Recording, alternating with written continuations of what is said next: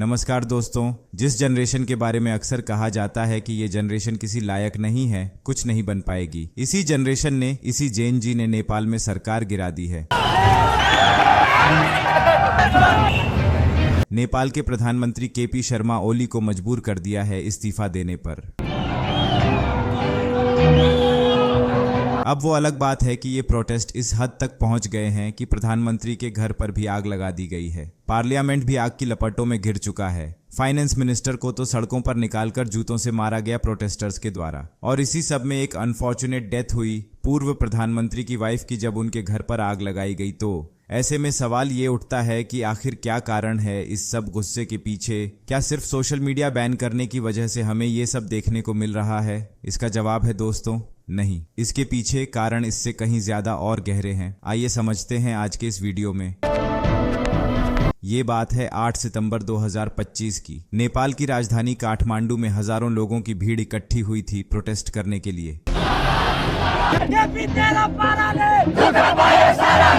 इनमें से ज्यादातर लोग 20-25 साल के नौजवान थे, जिन्हें जेन जी कहा जाता है। किसी ने स्कूल की यूनिफॉर्म पहनी हुई थी तो किसी ने कॉलेज की। इस प्रोटेस्ट को हामी नेपाल नाम के एक एनजीओ ने ऑर्गेनाइज किया था और प्रोटेस्टर्स काठमांडू के बीच मौजूद एक सिंबॉलिक मॉन्यूमेंट माइतीघर मंडल से पार्लियामेंट की तरफ मार्च कर रहे थे। ये मार्च लगभग पूरी तरीके से नॉन वायलेंट और पीसफुल था, लेकिन सरकार के द्वारा पुलिस को तैनात किया जाता है प्रोटेस्टर्स को रोकने के लिए, और police water cannon, tear gas और रबर बुलेट्स इस्तेमाल करना शुरू कर देती है। देखते ही देखते पुलिस और प्रोटेस्टर्स के बीच में क्लैश देखने को मिलता है। कुछ प्रोटेस्टर्स पार्लियामेंट कॉम्प्लेक्स के अंदर भी घुस जाते हैं, लेकिन फिर पुलिस जो यहाँ पर करती है उसे पूरा देश देखकर दंग रह जाता है। पुलिस ओपन फायर कर देती है प्रोटेस्टर्स पर, सीधा लाइव बुलेट्स से। कम 19 प्रोटेस्टर्स यहाँ पर मारे जाते हैं। 400 से ज्यादा लोग घायल हो जाते हैं। ये कोई रबर बुलेट्स नहीं थी, बल्कि एक्चुअल बुलेट्स थी। मरने वालों में से एक 12 साल का बच्चा भी था। जाहिर सी बात है, इस तरीके की तानाशाही देखकर कोई भी चुप नहीं बैठना चाहेगा। जैसे ही ये खबर फैलती है जनता में और लोग सड़कों पर आ जाते हैं प्रोटेस्ट करने के लिए, प्रोटेस्टर्स की संख्या बड़ी तेजी से बढ़ जाती है। पूरी की पूरी सड़क लोगों से घिर जाती है। सरकार कंट्रोल बनाए रखने के लिए दोपहर के 3:30 बजे कर्फ्यू लगवाने की कोशिश करती है, लेकिन फिर भी कुछ नहीं होता। प्रोटेस्ट और बढ़ते जाते हैं। काठमांडू के अलावा पोखरा, बुटवल, भरतपुर और दमक जैसे शहरों में भी प्रोटेस्ट होने लगते हैं।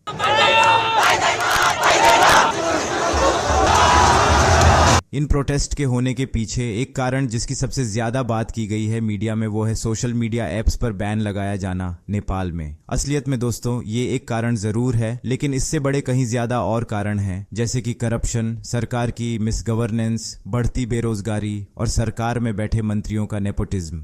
इन सब की आगे बात करते हैं, लेकिन पहले सोशल मीडिया वाले पॉइंट पर आए तो नवंबर 2023 में सोशल मीडिया कंपनीज को ministry of communication and information technology के पास मैंडेटरी रजिस्ट्रेशन कराने और लोकल प्रेजेंस एस्टेब्लिश करने को कहा गया था। नेपाल की सरकार ने कहा था कि ये hate speech, fake news, fraud और बाकी क्राइम को रोकने के लिए जरूरी है, इसलिए हम ऐसा कर रहे हैं। सरकार ने इस चीज को लेकर 5 पब्लिक नोटिसेस भी दिए बाद में, लेकिन 5 सोशल मीडिया प्लेटफॉर्म्स को छोड़कर किसी बड़े प्लेटफॉर्म ने रजिस्ट्रेशन नहीं कराया। जिन कंपनीज ने रजिस्ट्रेशन कराया उनमें सिर्फ एक बड़ा नाम शामिल था, चाइना का टिकटॉक। इसी बीच नेपाल के सुप्रीम कोर्ट ने भी अपने ऑर्डर में सरकार को रजिस्ट्रेशन न कराने वाले सोशल मीडिया प्लेटफॉर्म्स को बैन करने की अनुमति दे दी थी। फिर इसी साल 28 अगस्त की बात है, सरकार सोशल मीडिया प्लेटफॉर्म्स को कहती है कि 3 सितंबर तक खुद को रजिस्टर कराओ, नहीं तो बैन लगा दिया जाएगा। लेकिन ज्यादातर सोशल मीडिया कंपनीज ने ऐसा नहीं किया और इसी कारण से 26 सोशल मीडिया प्लेटफॉर्म्स देश से बैन हो गए।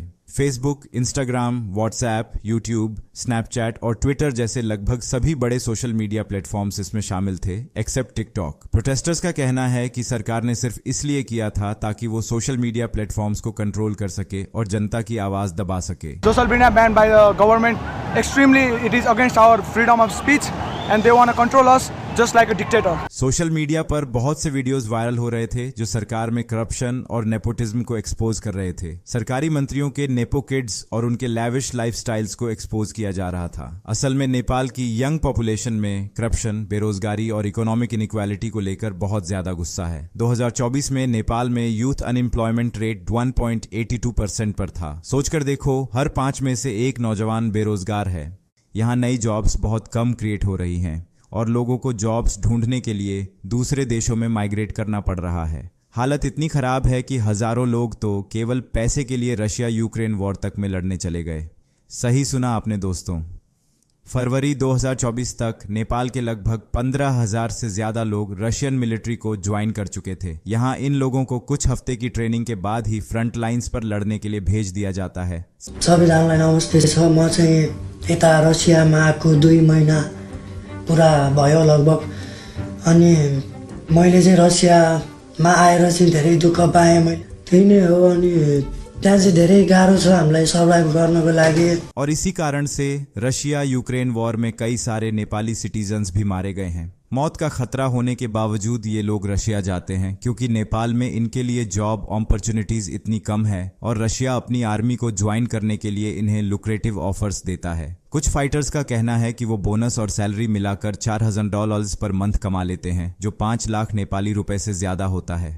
अब इन हालातों को देखकर अगर नेपाल के पॉलिटिशियंस थोड़ी हमदर्दी दिखाते, थोड़ी एम्पैथी दिखाते तो शायद सिचुएशन इतनी बिगड़ती नहीं। लेकिन हुआ इसका उल्टा ही। नेपाल में पॉलिटिशियंस के बेटे अपने लग्जरियस लाइफस्टाइल को शो ऑफ करने लगे। एकातिर नेपाली नेताका छोराछोरी र नातिनातिनाहरूले कति आरामदायी जीवन बाँचिरहेका छन् भन्ने देखाउने तस्बिरहरू, जसमा उनीहरूको विदेश ट्रिप, शानदार पार्टी अनि महँगो सामानहरूको कलेक्सन देखिन्छ। सोशल मीडिया पर लोगों ने इस आयरनी को देखा और लोग आवाज उठाने लगे। डैसन निपोकिड्स ट्रेंड करने लगा।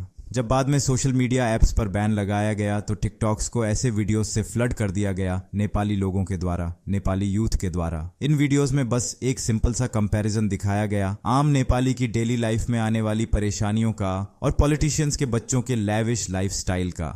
नेताओं के बच्चे जो डिजाइनर क्लोथ्स में घूमते हैं और लग्जरी गाड़ियां शो ऑफ करते हैं। टिकटॉक पर भी चाइज, नेपो किड्स और नेस नेपो बेबी ट्रेंड होने लगा। 8 सितंबर को हुए प्रोटेस्ट में भी एक पोस्टर पर लिखा था, पॉलिटिशियंस के बच्चे विदेश से गुची के बैग्स लेकर लौटते हैं और आम लोगों के बच्चे ताबूतों में यानी कि कॉफिन्स में लौटते हैं।